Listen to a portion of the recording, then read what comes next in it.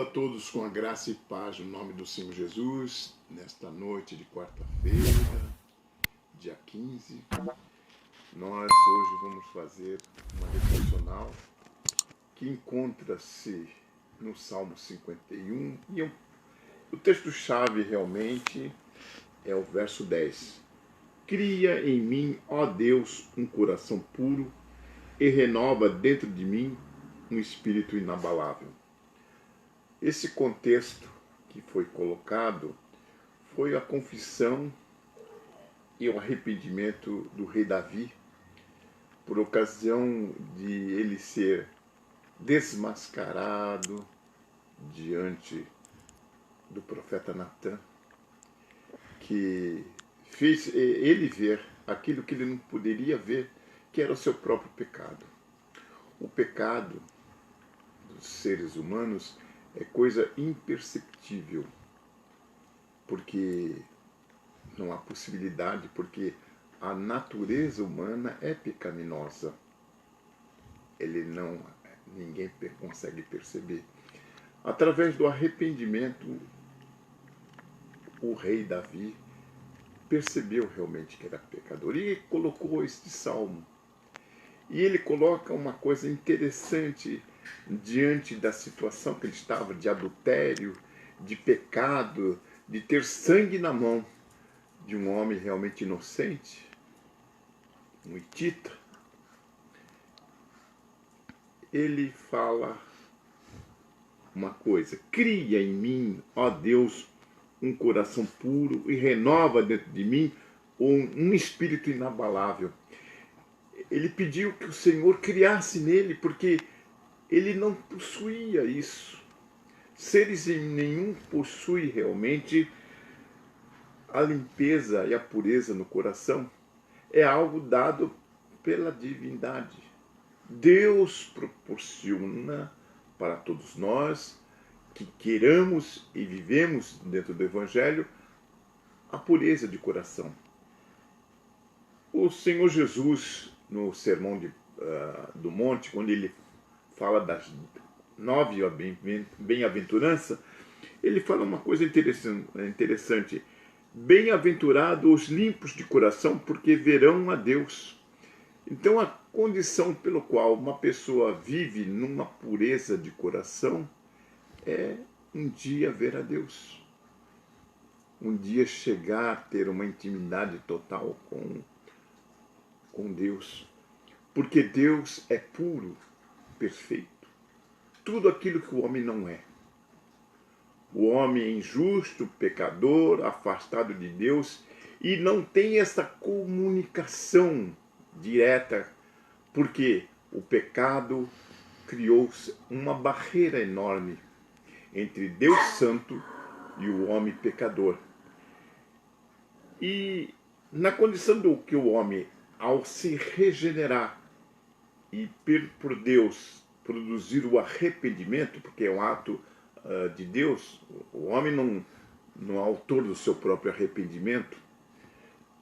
O homem não consegue por si só arrepender, porque o pecado obscurece, cega, porque o homem está morto no seu pecado e delito.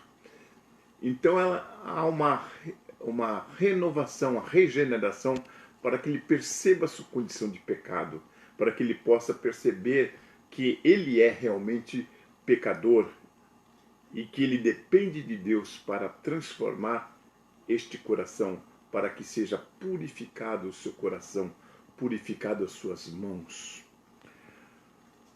Então, no Sermão do Monte, que é realmente capítulo 5 de Mateus, no verso 8, fala realmente desta condição, da condição de um homem estar realmente recebendo de Deus esta pureza. Ter um coração sincero é uma pessoa que não tem malícia, não vive dentro da hipocrisia e é sincero com Deus. Isso é pureza. Ele não tem realmente uma segunda intenção. Ele ama Deus e ele ama o próximo.